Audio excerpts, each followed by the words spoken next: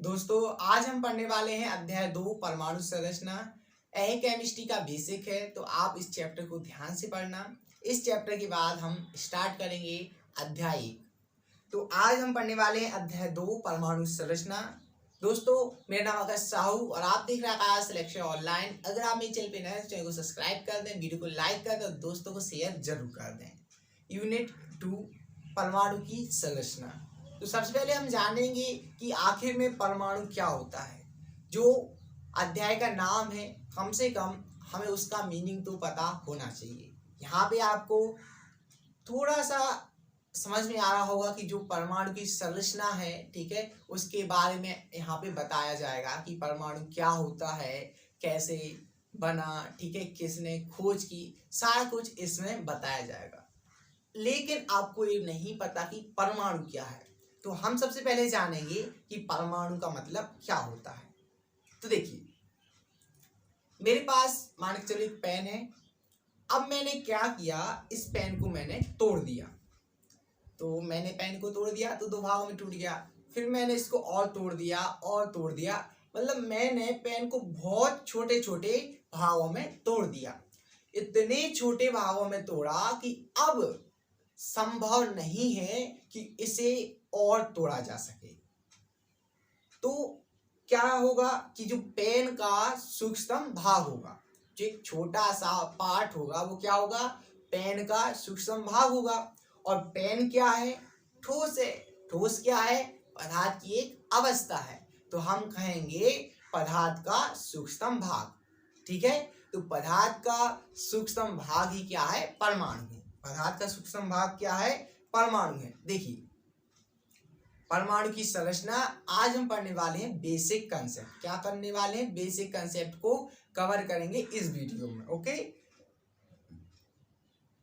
तो यहाँ पे देखिए परमाणु किसी पदार्थ का वह छोटे से छोटा कण या सूक्ष्म कण जो स्वतंत्र रूप से या स्वतंत्र अवस्था में नहीं रह सकता और जो मुख्यतः इलेक्ट्रॉन, प्रोटॉन और न्यूट्रॉन से मिलकर बना होता है, परमाणु कहलाता है, ठीक है।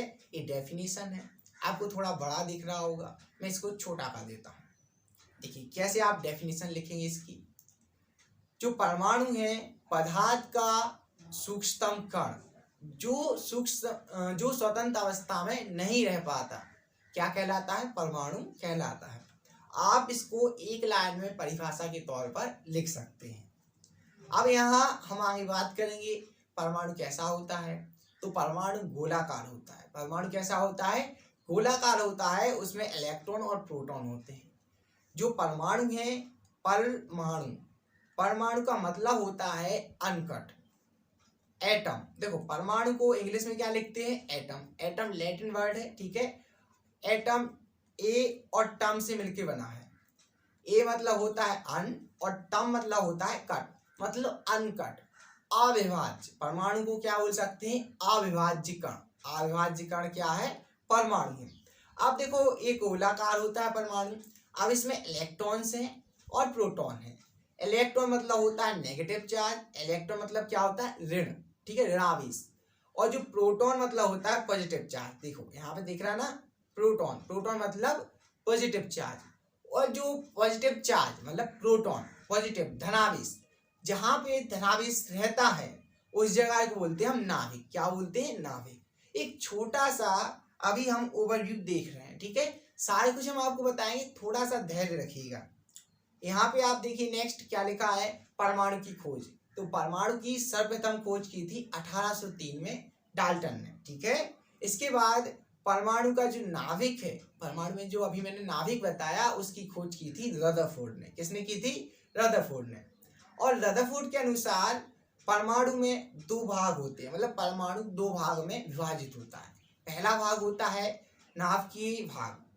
नाभिकीय भाग मतलब जो नाभिक है, नाभिक के अंदर का भाग, मतलब परमाणु का केंद्रीय एवं धनावेशित भाग होता है, जिसमें मुख्य रूप से न्यूट्रॉन एवं प्रोटॉन होते हैं। देखो न्यूट्रॉन वर्ड, न्यूट्रॉन कहाँ से आ गया, सारा कुछ हम आपको बताएंगे। देखो परमाणु है वो तीन चीजों से मिलकर बना है।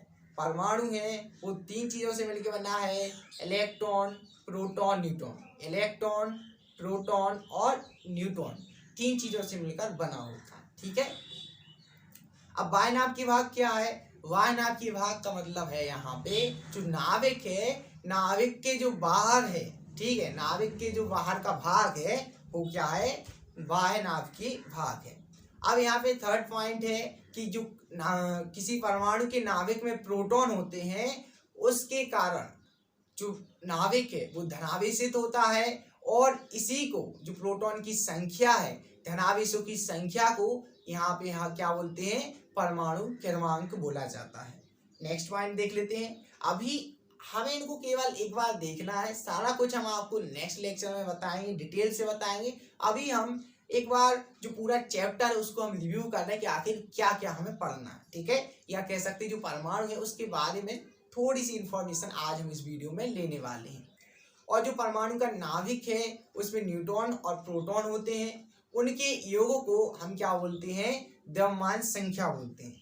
जो मैं आपको बोल रहा हूँ उस पर ज्यादा फोकस करें। ठीक है, इसके बाद है अक्रिय गैसें छोड़कर अन्य सभी तत्वों के परमाणु क्रिया करते हैं या स्वतंत्र अवस्था में नहीं रहते।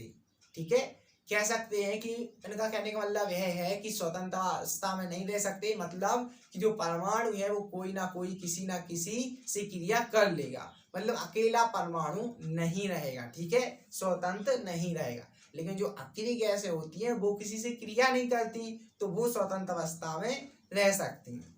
और जो रासायनिक क्रियाएं होती हैं वो परमाणु में, जो रासायनिक क्रियाएं होती हैं वो परमाणु के कारण होती हैं। ठीक है, इसके बाद लिखा है कि किसी परमाणु के नाभिक में उपस्थित न्यूट्रॉन और प्रोटॉन को नाभिकीय तत्व कहते हैं। क्या बोलते हैं? नाभिकीय तत्व कहते हैं। नेक्स्ट है कि देखो 9वां पॉइंट क्या लिखा है? परमाणु के नाभिक में जितनी संख्या में प्रोटॉन होंगे, प्रोटॉन मतलब होता है धनावेश, जितनी संख्या में प्रोटॉन होंगे उतनी ही संख्या में इलेक्ट्रॉन उसके बाहर चक्कर लगा रहे होंगे। ठीक है, इसके बाद बोला गया है परमाणु में 35 से अधिक कणों की खोज की जा चुकी है, लेकिन मुख्य इलेक्ट्रॉन प्रोटॉन और न्यूट्रॉन है। जैसे हमारे देवी देवता हैं वो इसमें कौन कौन से मैन है? ब्रह्मा, विष्णु, महेश, त्रिदेव हैं, बाकी बहुत सारे देवी देवता हैं। ठीक है, तो इसी प्रकार से हम कह सकते हैं कि जो इलेक्ट्रॉन, प्रोटॉन और न्यूट्रॉन है वो अहम है। ठीक है, वो मुख्य कण है। जो परमाणु है, परमाणु मुख्यतः 3 कणों से मिलकर बना होता है, इलेक्ट्रॉन, प्रोटॉन और न्यूट्रॉन। ठीक है, इसके बाद इन्होंने बताया है कि जो परमाणु है उसका आकार 10⁻⁸ जो इन्होंने बताया कि जो परमाणु की त्रिज्या है इसकी जो कोटि है वो 10⁻8 सेंटीमीटर होती है।